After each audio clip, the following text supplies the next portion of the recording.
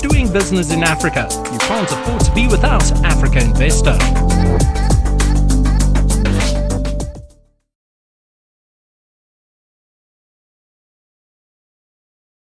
She's a partner at DLA Piper, who will formally launch the Institutional Investor Public Partnership Model Law. So welcome, Sharon, and please, the floor is yours.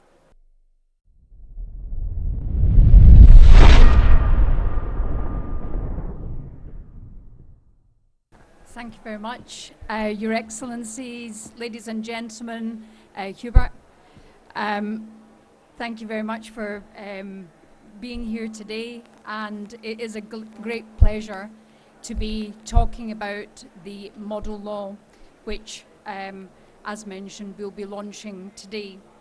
So we've heard a lot about collaboration, and in terms of the objectives of the model law, embedded within that model law is the ability of government and institutional investors to work together collaboratively to be developing climate-facing investments and in programs and large projects.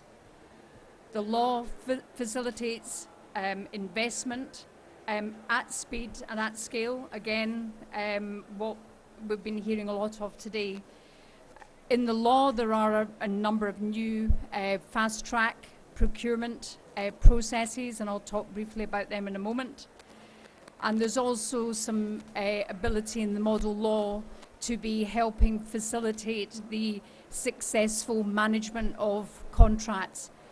Quite often we can get to a position where the contract is procured, but it doesn't actually successfully deliver. So there are mechanisms within the law to assist with that. So in terms of the law itself, I know you'll all be rushing to download your copy of it, but it's a light read of about 140 pages. It's structured into a couple of introductory sections and then 12 chapters of the model law itself. So in terms of some of those introductory sections, what needs to be acknowledged, of course, is that if an institutional investor is going into a new jurisdiction to invest in climate projects, there will be the need for that investor to be carrying out due diligence on the country.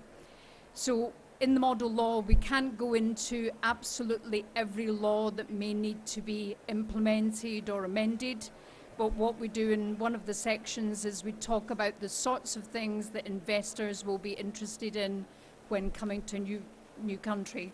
So that could range from rule of law, dispute resolution, how fraud and corruption is dealt with, how sanctions are dealt with. So there's a wide range of different topics. But it gives an idea of what countries need to be thinking about in terms of preparing their country for institutional investors to come in.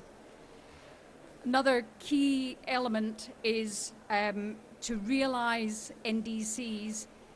Sometimes what will be needed will be additional sector regulatory reform.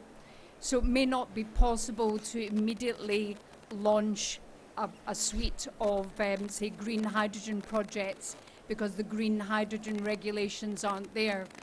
Same for water projects, same for renewable energy, EV projects, a whole range of projects. So what we've said in the model law in another introductory section is here are the sorts of things that need to be considered when looking at that implementation plan for the NDC. What do the sector regulations look like? And we give an example of renewable energy and the way in which legislation can be developed to underpin and support renewable energy projects. So then we go into the actual model law itself. So as you'll all know, model laws to some extent can be a bit of a compromise.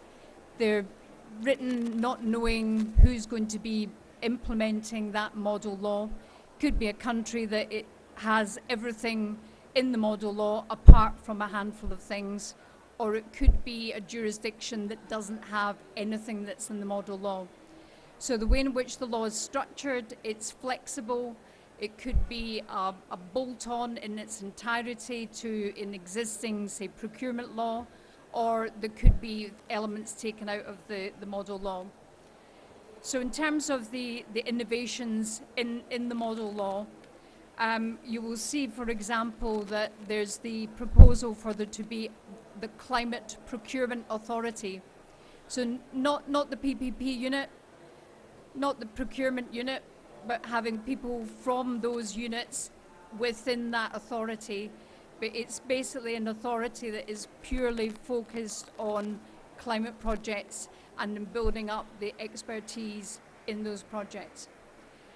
You'll see a definition of climate project, because what we're trying to do here by this law is not open the gates in terms of this law being available to all types of project.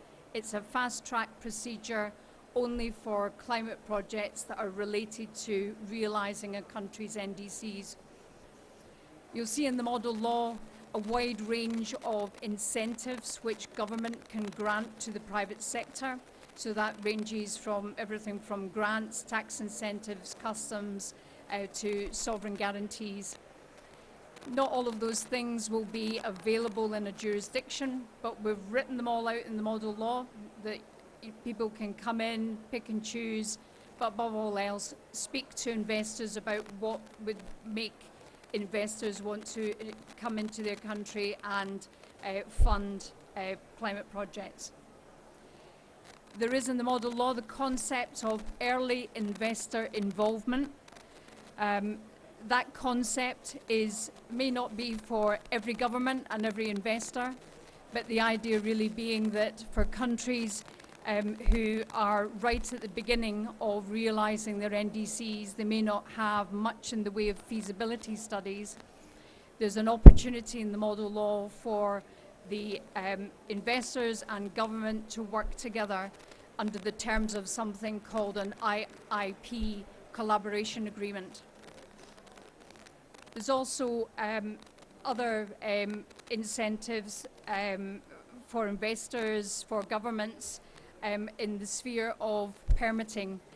You'll all be familiar with all of the debates in the US about fast-track permitting and whether it was going to be in President Biden's Act or not. But in the model law, we've included some provisions on fast-track permitting, a single organisation that will deal with permitting, and it's really looking to reduce the permit period as far as possible while still preserving the important controls that those permits exist for. We'll also see in the model law the use of framework agreements, so where a government is needing support from whether it's consultants, surveyors, enabling works, these frameworks will actually assist with procuring these sorts of contracts at scale. They're also included is electronic procurement, electronic auctions. There's a big focus on having model contracts as well. So all techniques to be fast-tracking, but also to be giving government and investors certainty of what the risk allocation looks like in a particular topic. So I could go on for a long time, but I won't because we're very limited.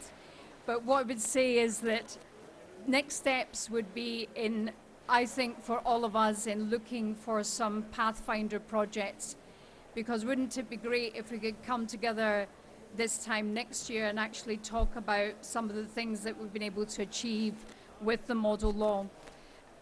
What we want to do, what I want to do, is see that model law stress tested, adjusted, reflecting lessons learned and best practice being shared amongst governments and investors. Doing business in Africa. You can't afford to be without Africa Investor.